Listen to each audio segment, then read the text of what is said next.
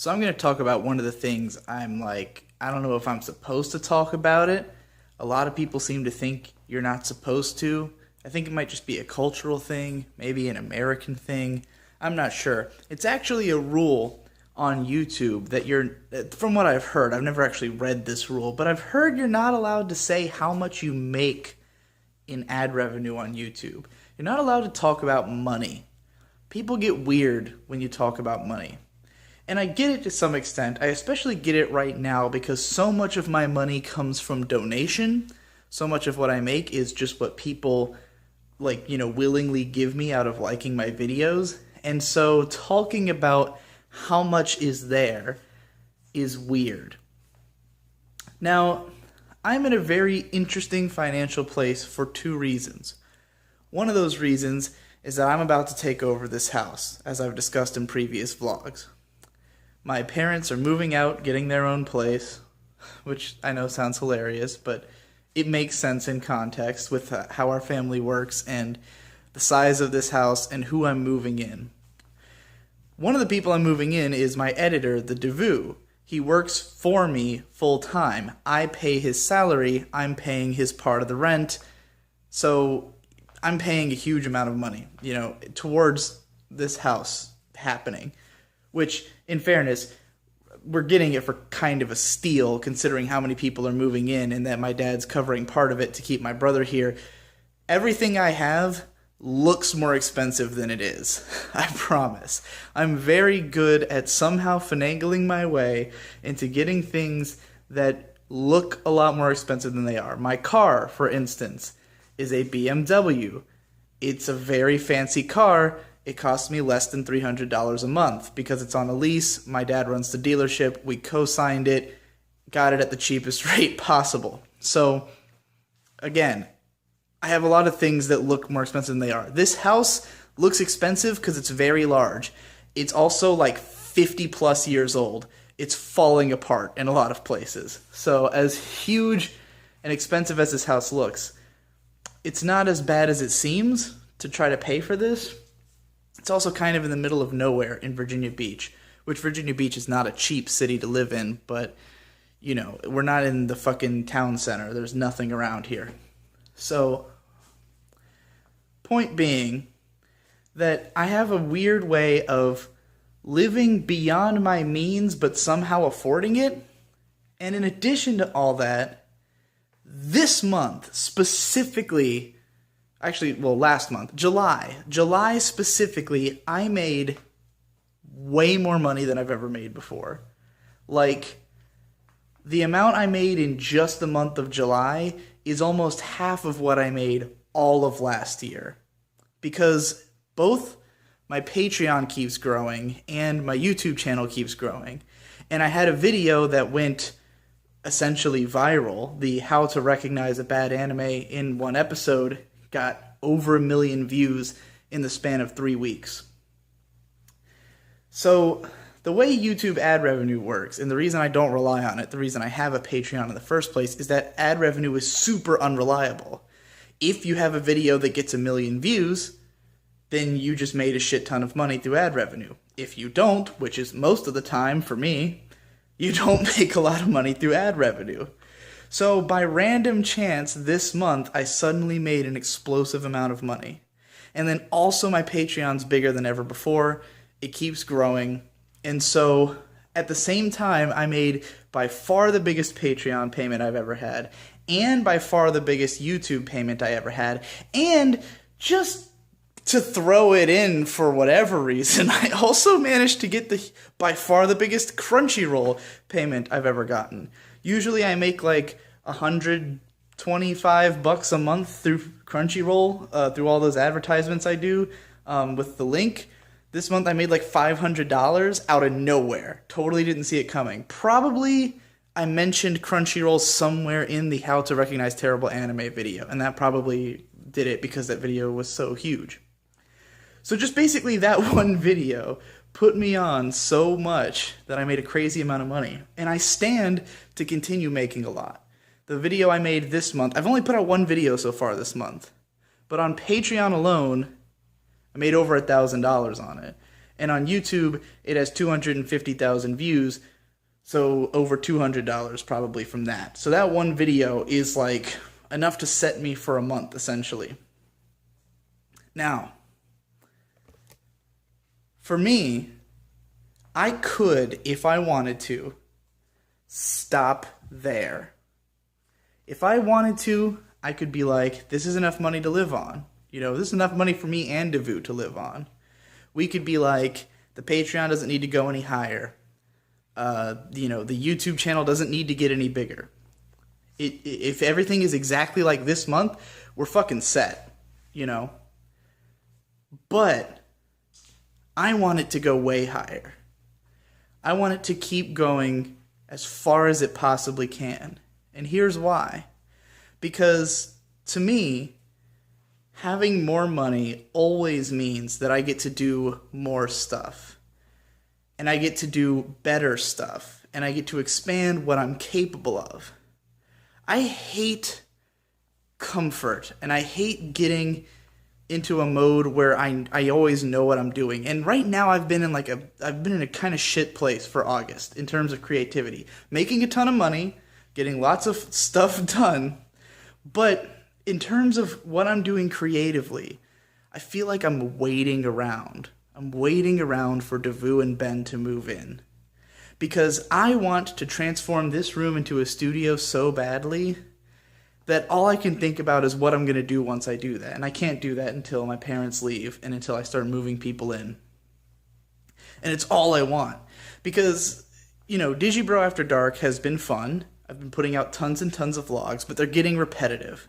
It's getting to a point where the number of things I can stand in front of and talk, or the number of things I can say standing in front of a camera and talking, it repeats itself. The more I talk about, like, the nature of my work, or like the nature of creativity, or my general thoughts on the world, I've said it all kind of, you know, I'm kind of just doing slightly different takes on it. Or, you know, rattling off my thoughts on some random show, like, it kind of gets old. Not to say that I wouldn't keep doing these kinds of things, but the rate at which I do them, which is like every day, is a little ridiculous. And I'd love to be able to be sprinkling in some other kinds of stuff in there. And it's really exciting when I get to do stuff like the Otaku workout video or the Digibros Discuss video, but my brother Victor is never fucking around, so it's hard to, you know, organize that kind of stuff. So I'm just so excited about the idea of more people around. But it's not just that, because the more money we have, the more I can do with those people. And I wanted to mention, because I've been watching all these Casey Neistat vlogs, as I keep talking about repeatedly.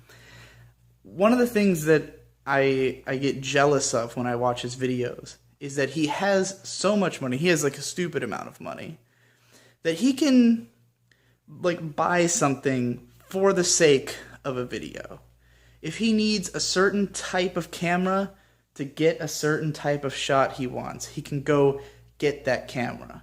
You know, if he wants to make a video about this or that, he can just go get the thing he needs. Now, I could, with the amount of money I have, keep making videos forever. I could keep coming up with, you know, minute changes on the same ideas forever. But I want to do more than that. I want to do something completely new.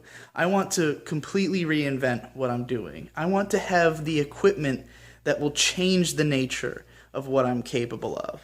Having a set, having extra cameras, having extra things laying around will just expand everything. And I also have several things I've just dreamed of being able to do forever. Like, for instance, there's a vocalist named Mike Patton, who some of you are probably familiar with, who was the lead singer of Faith No More and Mr. Bungle. And I remember reading or hearing one time that he has recording devices all over his house. He just has recording devices set up that are recording at all times. And when he has ideas for like vocal snippets, he'll just shout them and then have them on the recordings. So wherever he is in his house, he can just start shouting something and it'll be picked up by his recordings. And I've always thought that was really fucking cool. And then I was like, if I had just however unlimited money, unlimited funds to spend on my creativity. What if I could set up cameras and microphones everywhere? Just have like right over here, like somewhere around the couch, there'd just be a fucking tripod with a camera set up on it and a microphone next to it. And then over here, there's a tripod and a camera. And over here, there's a tripod and a camera. They don't have to be expensive. They don't have to be nice. It could just be basic cameras, decent microphones. I have two of the same microphone, the one that I use for my videos. It cost me $300. At the time I bought my first one, it was the most expensive thing I'd ever bought. At the time I bought the second one, I was like, I could buy 3 of these and it would not be a problem. Because $300 for something that helps with my career is very easy to justify when I have that money laying around. So I'm just imagining this room covered in soundproofing, because you hear how it's all echoey right now. That's why I don't record in here very often. I don't like the echoey vlogs. And this room has a very high ceiling and is very large. So if I could cover the whole room in soundproofing, it would be very expensive. Soundproofing is not cheap. I have a ton of it in my closet that my dad got me for Christmas. He said it wasn't cheap, and the amount he got me was just enough to fill my closet. But if I could buy enough soundproofing to maybe line the ceiling with it, line it across the tops of the walls, make it so I could record in here whenever I want, that would be beautiful. What if I could, there's just so much I feel like I can do, even without changing the core essence of what my videos are. Because, I don't want to become a travel channel, Like, I feel like a lot of people, when they have all that money, it's like, I'm going to go see the world. Not interested. People don't watch me for that. It's not what I'm interested in doing. I'm interested in expelling my thoughts constantly on things. But the ways I can do it can change and can become more interesting and more nuanced and bring out new angles. And that's what I want to be able to do. And having more money makes that easier. Because if I want to record a certain style of vlog that can only be done with a certain camera or a certain angle, then I want to find that. And I think it's true. And I mean, it's not all about your equipment. I think Endless Jess has done amazing directing work with very minimal equipment. He's created shots that he himself would describe as iconic, and I would agree, that, are about the composition of the shot, about the emotions of the scenario, about what's set up behind him. But even then, he did have to buy an HD camera. He did have to buy all those fucking posters. I don't think What You Gonna Do would be the same if there wasn't a corner of the room that was entirely covered in wrestling posters. You don't realize how much he spends on posters. Some of those posters are fucking expensive. His poster of Miss Elizabeth was $300 because he bought it in an eBay auction, and it was the only way he could get it. So there's always something that could be bought that could make things just a little different. And that's why I don't think I'll ever be satisfied with however much money I'm making. Because I know that there's something I could do with more. If I had more money, there's something I could do with it. Even if that thing is just to be able to put more money into other people's work. I was really happy in that Otakon vlog that I could buy all of Shirobako right before going to the guy who made Shirobako and having him sign stuff for me. There was something powerful to me about the fact that I could be like, he expressed concern over Shirobako's popularity in the US, and I went downstairs and bought $100 worth of the show. I think that's a really cool thing, and I think it enhanced that vlog, which was just a minor vlog that not even a lot of people were going to watch in the first place. But if I could do stuff like that, if I could do an album review, and I always have the special edition vinyl on hand, if I had the you know, I think you get the point I'm making. I stuttered so much that would be where I would normally cut the clip, but there haven't been any cuts in this video so far, so it'd be really weird to suddenly have a cut there. So I think probably I've made my point and I can shut the fuck up now. Alright, clarifying some things from that last clip. So, the last time I made a video about my desire to expand what I'm doing with my YouTube videos and add all this shit to them, someone pointed out that that's kind of the opposite of what I was talking about in my How JonTron Season 3 Misses the Point of YouTube video, where I was accusing him of basically diminishing the appeal of his own videos by trying to raise the production values too much, and that it kind of got away from what the appeal of YouTube videos is. But I have to clarify that the problem with JonTron is not that the production values are higher or that he has more equipment or more things. It's how he's using them.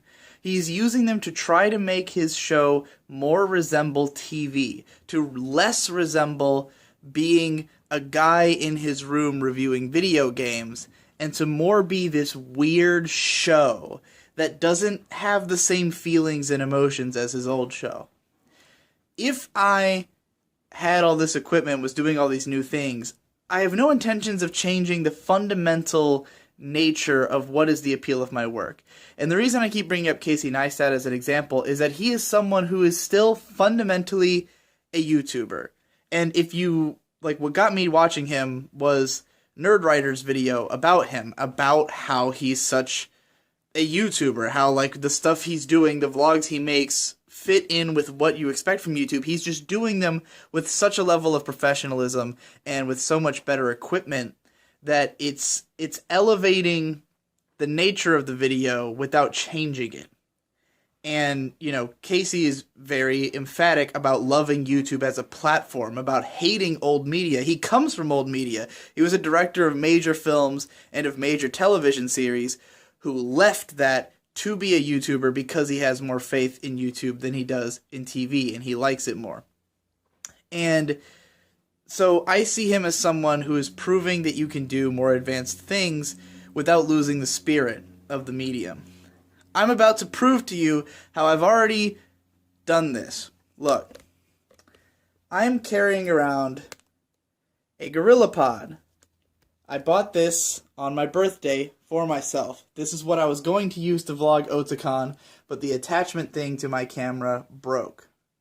Now, this was only about $30, but it is the most helpful thing I've ever bought. It's fucking awesome. I love this thing.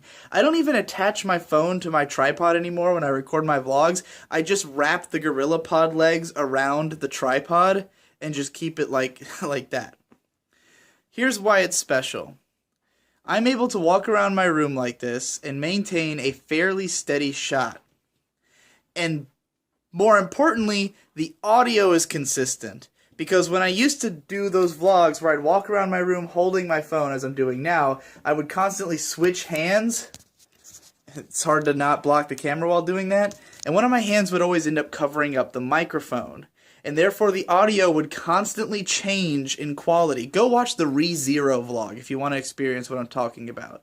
As I pace around the room, the audio keeps changing weirdly and it sounds like shit and I hate it. That kind of shit drives me crazy when I watch my own vlogs. You know, you're watching this vlog right now and it's still me, unscripted, talking to the camera in my dimly lit room, pacing back and forth, as I do, as you're used to, as is the appeal of these vlogs. But the baseline level of quality is higher than fumbling around with the camera in my left hand and having shitty audio all over the place. Instead, I'm just holding this GorillaPod, and it looks good. I also don't have my arm out or anything like that, which is why Casey developed this method. This is how he films his vlogs, and I stole it, because it makes it so you can hold the camera without having your arms out, like you're taking a selfie. It's very comfortable, it's very fun to do, and it also makes it so I can do this, which is a powerful thing. You have no idea how hard it is to do this while holding a camera in your hand as opposed to holding it by a pod. Because if I want to change perspective and say, show you the elated Arab gentleman who's sitting there in the back wall. I can do that without breaking my stream of consciousness. It's fantastic. If I wanted to walk up to my brother or something and be like, hey Vic, don't you think this GorillaPod's pretty cool? Yeah man, it's pretty fucking cool. I can do that. It's awesome. One little piece of equipment changes everything, but it doesn't change the feel. You still get it. It still feels like my vlog. It's not any really different in tone. That's the kind of change I want to make. That's the kind of stuff I want this equipment for. It's not to make a show that won't even be the same as what my show was. It won't miss the point of a Digibro vlog.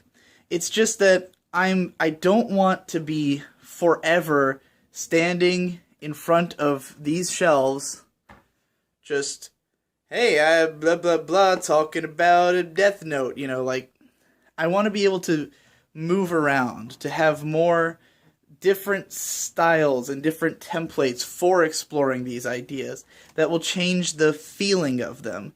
There's sometimes I make vlogs where I feel like the way it was filmed is perfect. Some of the vlogs on this channel, like, just, like, something like anime shit now. Like, something about the spacing of that video, like how I'm right in the camera and there's a huge amount of space behind me, and I keep, like, pacing back and forth through the space as I'm giving this huge drunken rant, and I've got, like, a box of wine right off screen, and I keep, like, pulling the glass up to take sips dramatically, you know. I've got, like, props around me that I keep picking up, taking off my glasses and stuff. I love that. I love that because I feel like it enhances the feeling of that vlog, and it makes it very rewatchable. It's one that even when you already know the ideas, you can go back to that vlog because it's entertaining. And then I have others where I feel like that's super not the case, where I was explaining something, and while, like, the point I made is fine, it's cool that I did it, like, you know, at all, it doesn't have the feeling of, like, I would go watch that again just for the entertainment value. Another great example is the vlog I just posted last night, which is just recorded in my bathroom.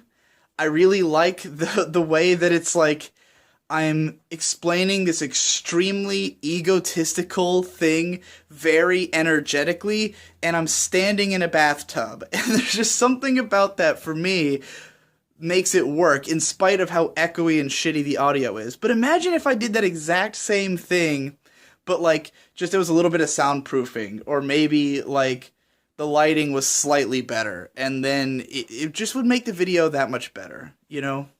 That's the kind of thing I'm chasing with this. I know that there's gonna be a time when I film a lot more vlogs that are in the light, and people are gonna be like, oh my god, he's in the light. It's not the same. But there's certain vlogs that should be in the dark. Insomnia analysis should be in the dark. You know, video like this should be in the dark, I think. Or should be whatever I'm doing right now with this walking around shit.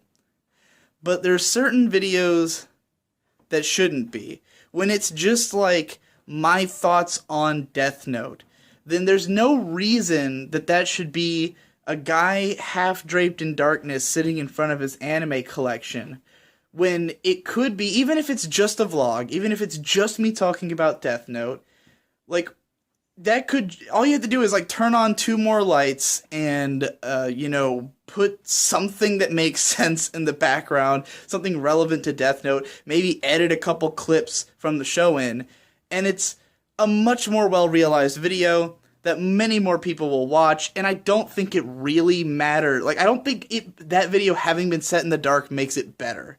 If anything, it makes it only appealing to people who already know who I am and are already following Digibro After Dark, you know? And the best thing about having mainstream success and mainstream videos is that a lot of those people who find me through the mainstream then get into the After Dark videos. All of you found me through something. Most of you probably did not find me through the After Dark channel. You found me through a mainstream video, like the Sword Art Online one, or the Asterisk War one. Probably the Sword Art Online one. The amount of comments I get about people finding me through the Sword Art Online video is amazing. So, you probably found me through something that had a very broad appeal, but eventually you worked your way here. And that's why I do think it's important to make more appealing videos, to make stuff that's not all Digibro After Dark. You know, these videos won't go anywhere, but like, just the amount of things I'd be able to do with just a little bit better production. And the only reason I can't do it right now is that I'm a one-man team, and it just is, it's just that much more effort and that much more difficult to set up by myself, to have extra lights and to have extra cameras, that having just one more person changes everything. You've seen it in any video that's had Victor work on it, and he's just not available to me. I don't have any personnel. I live in a fairly uncreative town, and I only work with people who I think are good.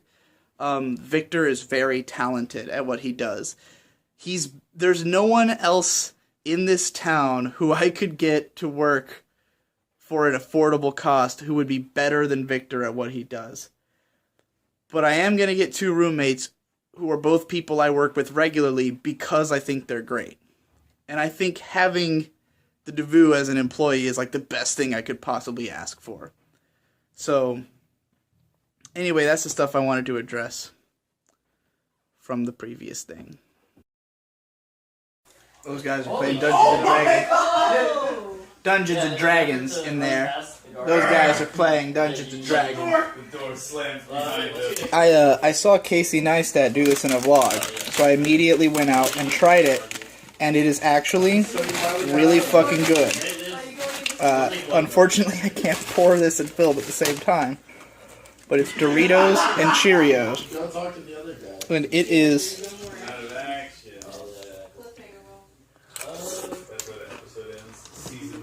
absolutely delicious.